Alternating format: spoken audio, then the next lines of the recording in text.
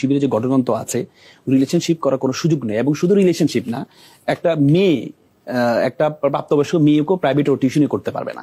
এটা দর্শনের দুইটা প্যাটার্ন আছে।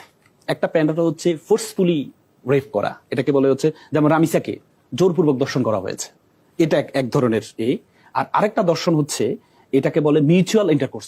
স্বরাষ্ট্রমন্ত্রী ব্যাপক হারে সংসদে উত্থাপন করলেন। বাংলাদেশের কোন ইতিহাসে কোন সংসদে একটা সাবজুডিস ম্যাটার, যেটা কোনো বিচারাধীন সাবজুডিস ম্যাটার নিয়ে কখনো আলোচনা এভাবে কখনো নৈতিক স্খলন কিভাবে হলো? একটা ব্যক্তি, মানুষ টু এর ইজ হিউম্যান, মানুষ ভুলের ঊর্ধ্বে নয়। কারণ কোরআনে বলছে জুইনা লিন্নাস হুব্বুশ শাহাওয়াত মিনান নিসা, কোরআনে বলেছে তোমাদেরকে মেয়েদেরকে চাকচিক্যময় করা হয়েছে, তোমাদেরকে পরীক্ষা করা হবে। এই জন্য নবীকে কিন্তু ইসু আলাইহিস সালামের নবীকে কিন্তু সুন্দরী দিয়ে পরীক্ষা করা। গত 3 মাসে প্রায় 35টা দর্শনের ঘটনা করেছে জোরপূর্বক, নট মিউচুয়াল ইন্টারকোর্স। আমি শুধু কোর্টের আনকোট করে বলি। 13 জুন যুগান্তর পত্রিকা, নারীকে সংঘবদ্ধ দর্শনের অভিযোগ, যুবদল সংঘবদ্ধ দর্শন, বুঝেন আপনি, এটা কিন্তু মিউচুয়াল ইন্টারকোর্স না, সংঘবদ্ধ দর্শন, যুবদল নেতা সহ গ্রেপ্তার 2। তারপর হচ্ছে 10 জুন শিক্ষার্থীকে, আমার দেশে পত্রিকা, শিক্ষার্থীকে দর্শনের অভিযোগে স্বেচ্ছাসেবক দল নেতা গ্রেপ্তার। জিসানের বিষয় হচ্ছে, প্রথম কথা হচ্ছে একটা আদর্শিক সংগঠন। হ্যাঁ, শিবির একটা আদর্শিক সংগঠন, ইসলামিক আদর্শিক সংগঠন। সেখানে এমন একটা রিলেশনশিপ যেটা এটা কোনো ওয়েতে কোনো সুযোগ নেই। এবং শিবিরের যে গঠনতন্ত্র আছে, রিলেশনশিপ করার কোনো সুযোগ নেই। এবং শুধু রিলেশনশিপ না, একটা মেয়ে একটা প্রাপ্তবয়স্ক মেয়েকেও প্রাইভেট ও টিউশনই করতে পারবে না। এটা শিবিরের গঠনতন্ত্র আলোকে। সে আলোকে জিসান যেটা করেছে সেটা হচ্ছে, সে একজন বিবাহিত ডিভোর্সি একজন ভদ্র মহিলার সাথে এই বিয়ের প্রলোভন দেখিয়ে তার সাথে সঙ্গম হয়েছে, মিউচুয়াল সঙ্গম যেটাকে বলে, ইন্টারকোর্স করেছে, মিউচুয়াল ইন্টারকোর্স করেছে। এখন দেখেন, আমাদের এই দর্শনের দুইটা প্যাটার্ন আছে। একটা প্যাটার্ন হচ্ছে ফোর্সফুলি রেপ করা, এটাকে বলে হচ্ছে যেমন রামিসাকে জোরপূর্বক দর্শন করা হয়েছে, এটা এক ধরনের আর আরেকটা দর্শন হচ্ছে এটাকে বলে মিউচুয়াল ইন্টারকোর্স করা। এবং ভারতে আজকে সুপ্রিম কোর্টের যে নির্দেশনা দিয়েছে, যদি মিউচুয়ালি কেউ করে সেটাকে আপনি, সেই মেয়েটাকে আপনি চরিত্রহীন বলতে পারবেন না। অনেক দেশে মিউচুয়াল এটাকে লিভ টুগেদার অনেক সময় করে।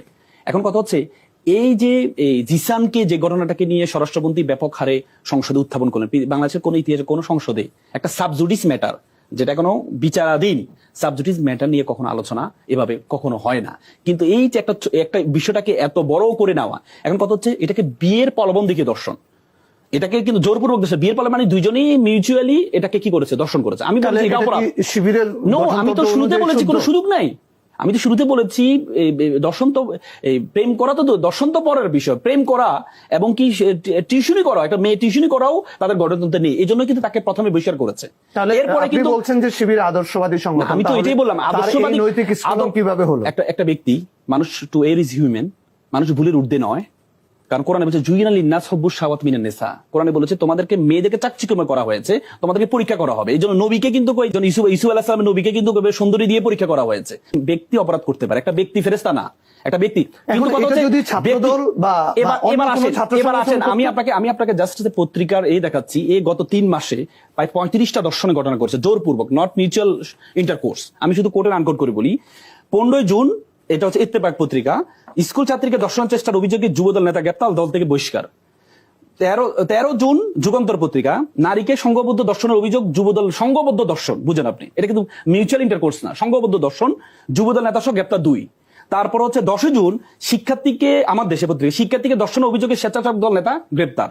তারপরে হচ্ছে 6 জুন দলবদ্ধ দর্শনের অভিযোগে বিএনপির 5 নেতাকর্মীর বিরুদ্ধে মামলা। এইভাবে আমি শত শত ঘটনা, আমি কিন্তু বিএনপি দলীয় ভাবে বা ছাত্রদল দলীয় ভাবে কিন্তু জাস্টিফাই করে না,